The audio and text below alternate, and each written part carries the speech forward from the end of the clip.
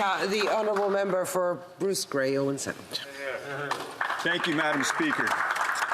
First off, considering this is my first speech here in the House in this new Parliament, I do want to thank all the constituents of Bruce-Grey-Owen Sound for giving me the privilege and honour of representing them here once again.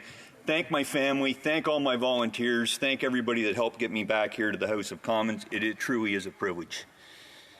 Next, I want to thank, before getting into the details of this motion, all the Daves, Corys, Pauls, Eleanors, retired generals, and so many NGOs and charities that have been working behind the scenes on this issue for months now.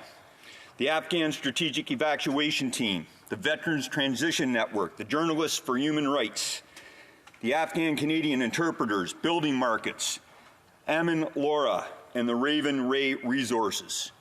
As well, I want to thank a former colleague of mine, Greg from Nova Scotia. He works a full-time, runs his own business, full-time job, and he comes home at night and spends upwards of 5 to 6 hours talking to his contacts on the ground in Afghanistan, helping get those Afghan Canadians in some cases, across the border, helping them facilitate, get visas, and get out of that country and get to safety. Thank you to all of these people. I want to address why this motion and this committee is so important. And there's two key reasons, and we've mentioned these already during the discussions of the debate. First off, we got to learn what went right and what went wrong. We, Canada, can't make the same mistakes in the future. As I mentioned earlier during one of the questions, it's great to identify what went right or what went wrong. If you don't actually learn from it and apply it in the future, it's all a waste of time. And this is key for any future diplomatic, humanitarian or military missions, regardless of where it is in the world, as we deal with risks. But more importantly, we need to do this so that we can help those Afghans that are still in dire need of our support and help and are actively being hunted by the Taliban and their lives are at risk. To provide some background to the members here in the House that maybe don't know who I am, I spent over 25 years in the military. I spent 2 deployments in Afghanistan. One in 2007 in active combat, where I depended upon daily these interpreters in order to communicate, understand the cultural differences, and do my job in helping give them a better life. Yes. The biggest thing I remember from that tour more than anything is talking to the local Afghans. They're no different than any one of us. People around the world are all the same.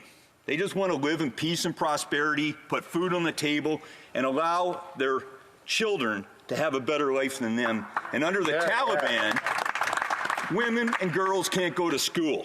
Yeah. And we should always be fighting against regimes like this, no matter where they are in the world. My next deployment in 2012, 8 months over there with the NATO training mission, the Canadian contribution to that, actually trying to put the hard work in to develop the institutional capacity of that country. Again, impossible to do without cultural advisors, interpreters.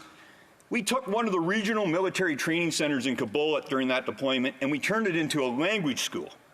Not to teach them English, to teach them Pashtun and Dari, because they couldn't read. A lot of the recruits coming through their military or their police forces couldn't read or write to a grade 3 level.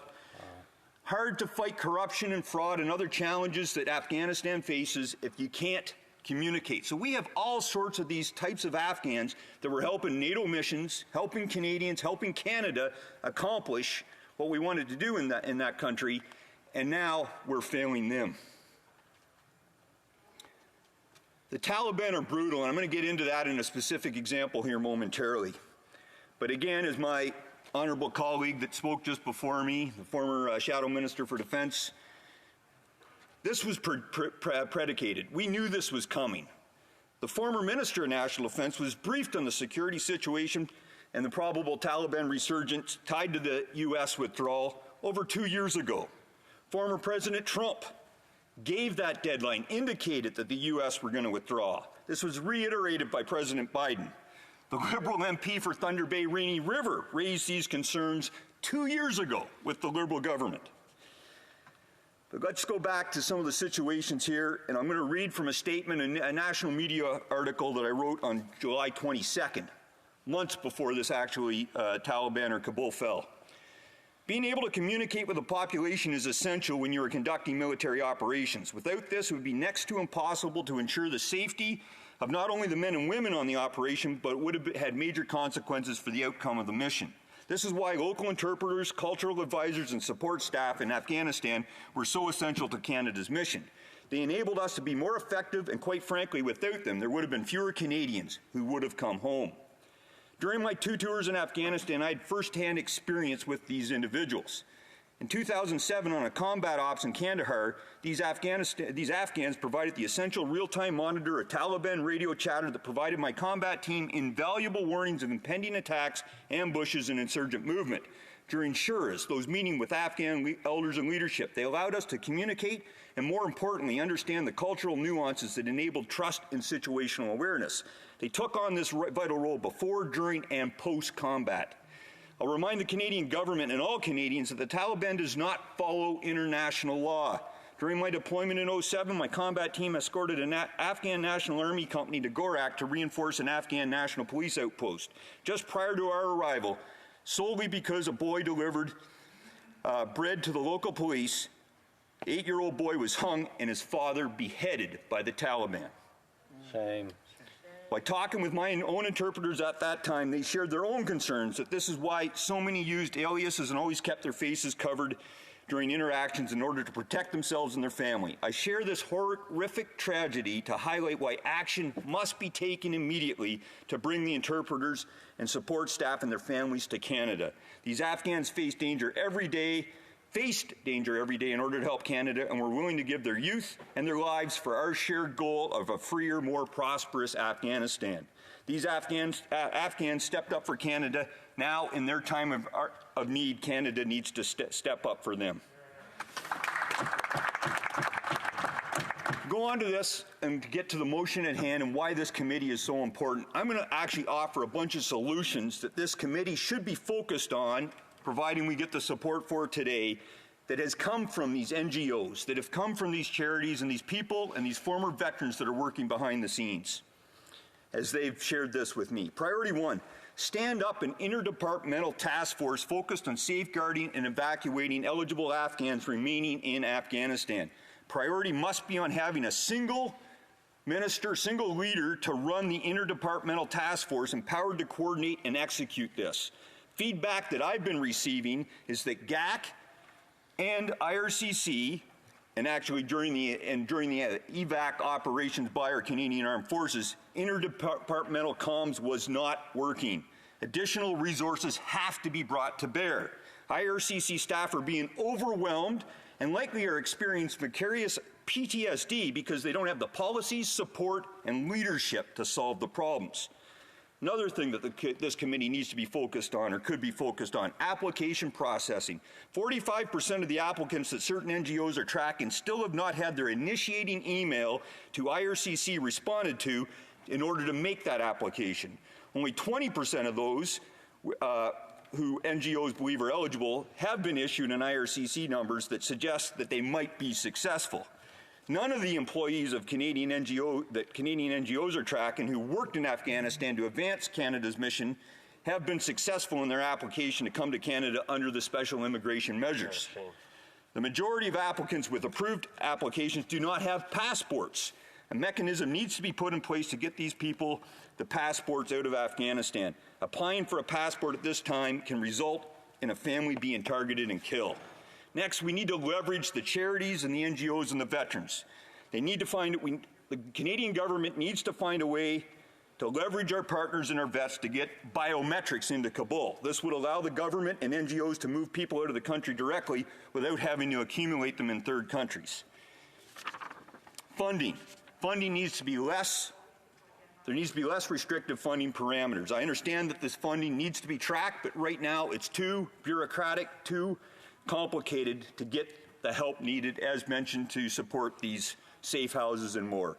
In conclusion, Madam Speaker, we need this special committee. We need to learn what went right and what went wrong, and we need to ensure the appropriate urgent actions are taken by the government. These Afghans stepped up for Canada. Now, in their time of need, Canada needs to step up for them. Hear, hear. Comments, the honourable member for Milton. Thank you, Madam Speaker. I would like to thank my friend and colleague for his excellent speech, and I would also like to acknowledge that of all of us, 338 in this House, likely no one has as much experience or perspective on this issue, and I want to thank him for adding to that discourse today. I hear, what he says regarding the need of a committee, and I also appreciate that he didn't just stand up and talk about problems. He also presented quite a lot of solutions. I've also heard my colleague and friend and others on the opposite side talk about how responsive various ministers have been, and they've appreciated that access. Now, since this is an emergency, since we need to move fast, since lives are at stake, and we all know how long parliamentary committees take to actually get work done, how is it the most proactive, how is it the most urgent way to find solutions like the ones that he presented? So through you, Madam Speaker, I would just ask, why is a parliamentary committee, the fastest way to get urgent work done? Honourable member for Bruce-Grey-Owen Sound.